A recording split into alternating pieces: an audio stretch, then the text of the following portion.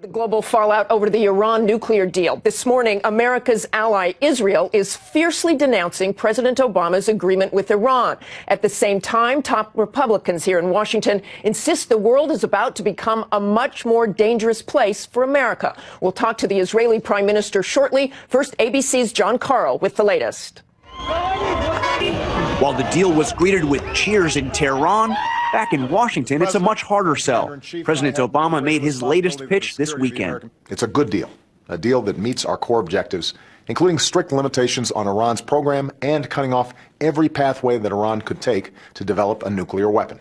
The president has been working the phones, calling congressional leaders in both parties and a half dozen heads of state, trying to convince them this is the best way to keep Iran from getting a nuclear bomb. Many Republicans and some Democrats say the deal leaves too much of Iran's nuclear program in place. This deal is going to threaten America's national security interests, and it's going to lead to a nuclear arms race in the most volatile region in the world. Israeli Prime Minister Benjamin Netanyahu is blasting the deal, too. Such a deal does not block Iran's path to the bomb. Such a deal paves Iran's path to the bomb. So what does the U.S. get? Unprecedented inspections of Iran's nuclear facilities, a reduction in Iran's existing supply of nuclear fuel, and limits on Iran's ability to make highly enriched uranium. In return, Iran gets relief from economic sanctions, although exactly when those sanctions are lifted is still to be negotiated. Iranian President Hassan Rouhani says this deal is a first step towards more cooperation with the rest of the world. But first things first. This deal isn't even signed. It's just a framework agreement with lots of details still to be worked out. For This Week, Jonathan Karl, ABC News, the White House. Joining us now, Israeli Prime Minister Benjamin Netanyahu. Prime Minister, why do you think President Obama and John Kerry would want an agreement that, as you say, threatens the survival of Israel and paves the path to a bomb? Well, I'm sure they think it's a good deal, but we differ. I think this is a bad deal. It leaves Iran with a vast nuclear infrastructure. It lifts the sanctions on them fairly quickly and enables them to get billions of dollars into their coffers. They're not going to use it for schools or hospital or roads, Martha. They're going to use it to pump up their terror machine worldwide and their military machine that is busy conquering the Middle East now. And third, it's a temporary deal. That is, whatever restrictions are placed on Iran's nuclear program, they're removed after a few years, and Iran will be free to have a vast arsenal with which to ultimately produce many nuclear bombs. I think for the preeminent terrorist state of our time, to have a free path, an easy path to nuclear weapons endangers Israel, endangers the region, endangers the world, endangers everyone listening to me right now. Do you think President Obama is just too trusting? I mean, it's a legitimate question. Why in the world would they do this if they thought the survival of Israel was at stake? Look, I think we have a legitimate difference of view.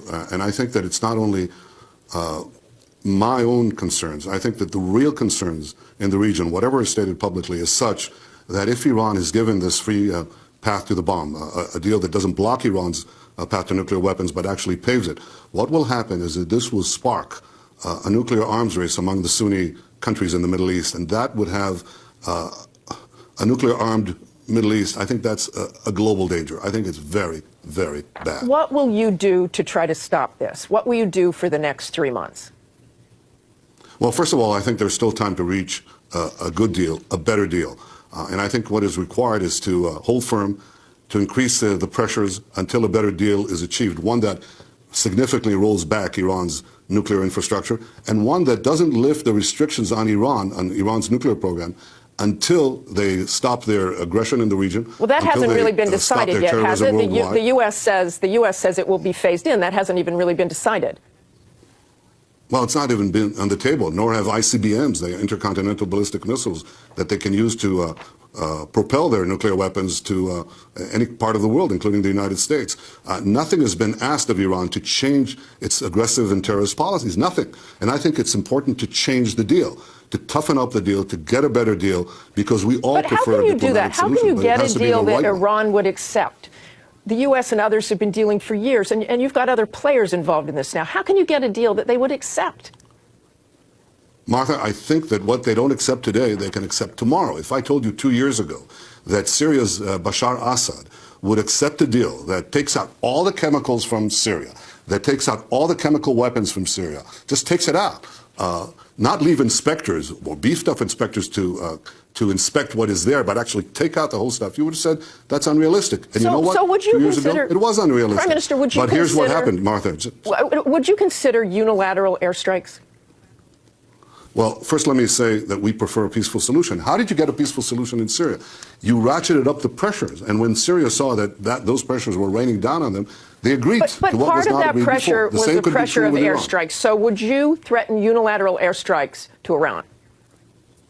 I never talk about our military option or anyone else's. The United States says that it has a military option on the table. But equally, and I think no less effective, have been the crippling sanctions that have only been applied since 2012, crippling financial and economic sanctions, especially on the oil sector. And with the drop in oil, those sanctions have become even more effective. That's what got Iran to the table in the first place.